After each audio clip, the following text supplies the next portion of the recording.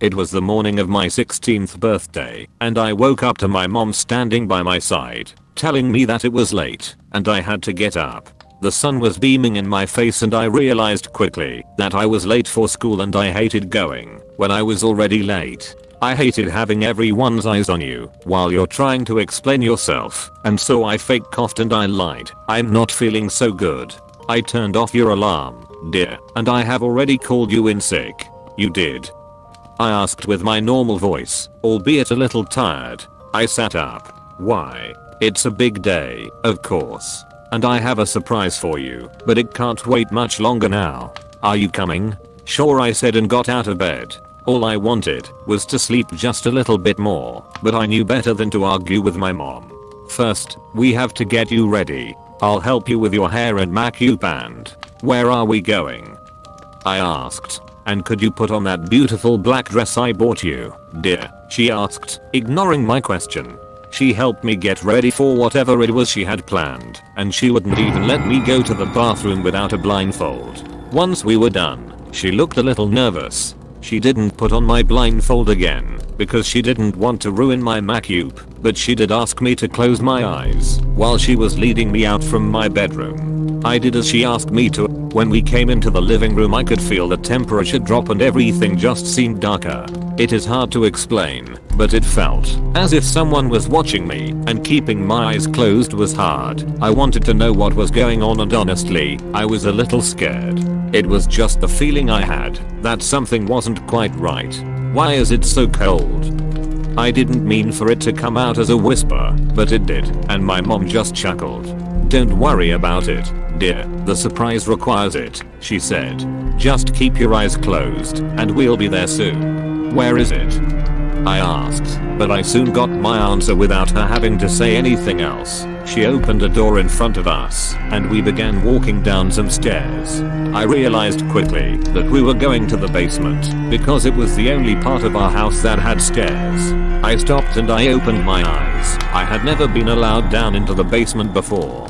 When I was just a little girl, I tried to go down there once, but my mother scared me half to death, and after that I had never even dared trying again. I think I must have developed some kind of fear for the place and I just couldn't take it, so I turned around and I stared wide-eyed at my mom.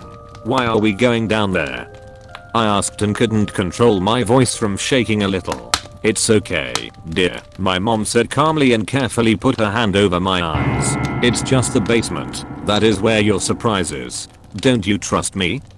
Her voice was breaking a little. She did her usual overdramatic thing, where she pretended to be hurt by something I had said. And it always worked. Of course I do, I said, and that was true. But I didn't want to go down there. My heart was racing, and the goosebumps I had didn't come from just the cold temperature. I just don't like the basement, please.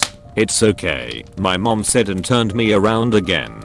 She continued holding her hand in front of my eyes and she gently pushed forward. I swallowed and I reluctantly walked down the stairs while telling myself that everything was fine, even though I didn't quite believe that. And I hated that I was right. Once we were down in the basement, I could feel cold and hard hands grabbing my wrists while my mom chuckled again. She let go of me and I opened my eyes to a room filled with life-sized porcelain dolls. I recognized every single one of them. They were bigger now, but there was no doubt that these were the same dolls I had seen every day standing on every table, every cupboard and every shelf in our house, except for in my room. What the hell? I asked and looked around the room in shock. I couldn't believe what I was seeing, and I didn't even struggle when I got pushed down on a chair and one of the dolls tied my wrists together. It was as if I had frozen, unable to move and unable to think clearly. I watched my mom walk over to the other side of the room where she picked up a syringe. Was this a dream? Was this a prank meant to scare me for some reason? Were these dolls just people dressed as the porcelain dolls that my mom knew I had never been that fond of? But I couldn't believe that. It seemed surreal. I took a deep breath, ready to scream as everything that was going on finally caught up with me. I didn't understand it, but I knew that something terrible was going on, unless it was just a horrible prank after all.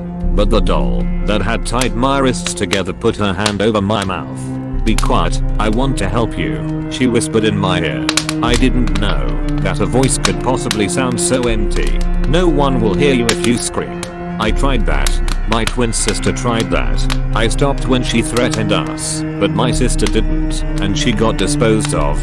Believe me, you don't want to know what that means. I'm your only chance and I will help you if you promise to let me come with you. Confused and too scared to do anything else, I nodded and she removed her hand from my mouth. On the other side of the room, my mom was filling the syringe with some kind of liquid from a pot. She turned around and smiled at me. "Happy birthday, my little doll," she exclaimed and I shuddered. My little doll was something she always called me when I was a little kid and I always hated it. She hadn't called me that in years, though, because I asked her not to do that anymore when I was 12. Surprisingly, she had actually respected that. "You will finally become a true part of the family, and you're being such a good little girl." She took a couple steps closer to me as she proudly looked around on the dolls that were standing in the room. "Her family. Distract her," the helpful doll whispered before she walked away a bit. "Why are you doing this?" I asked with a hoarse voice while I watched the doll walk over to the liquid my mom had filled the syringe with just moments earlier. My mom laughed. "When I was a young woman, only 20 years old, but oh, that was such a long time ago now, my dear. I had a son of my own, but he was taken away from me on his 17th birthday. He died. That day, I swore to rescue as many children as I ever could and where do the kids come from?" I asked. Where did I come from?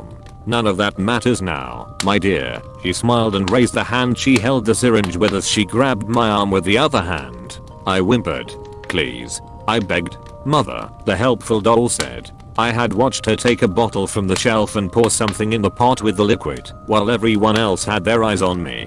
"Isn't this what you used when you disposed of the misbehaving one?" My mom turned around and quickly walked over to her. "Let me see that," she said as she yanked the small bottle out of the doll's hand. "Are you sure this was mixed in there?" she said and stared straight at the doll. I was far too familiar with that particular stare. It felt as if she was staring right into your soul. It made me shiver just to think about it, and I tried to sink deeper into the chair. "I don't know, mother," the doll said with her empty voice. "I was going to clean some things up, and I recognized the bottle from when you disposed of the misbehaving one."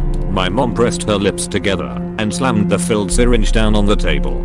"Okay, a slight change of plans," she said, clearly annoyed. "You have done nothing wrong, my little doll," she said and looked at me. "And I cannot risk that this has been accidentally contaminated. You do not deserve that. But it will unfortunately take a couple hours before the new mixture is done." She sighed and turned to the doll. "And you.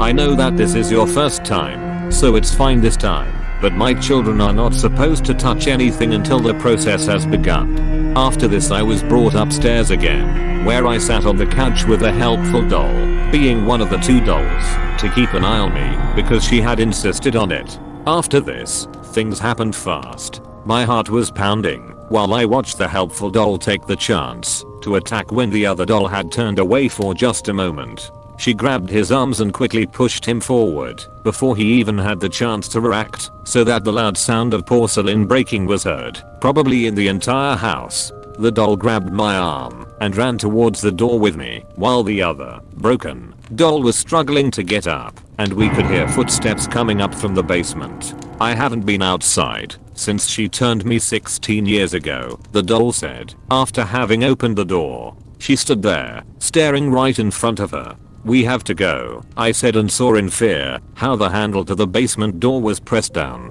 "Now." She listened to me and we ran.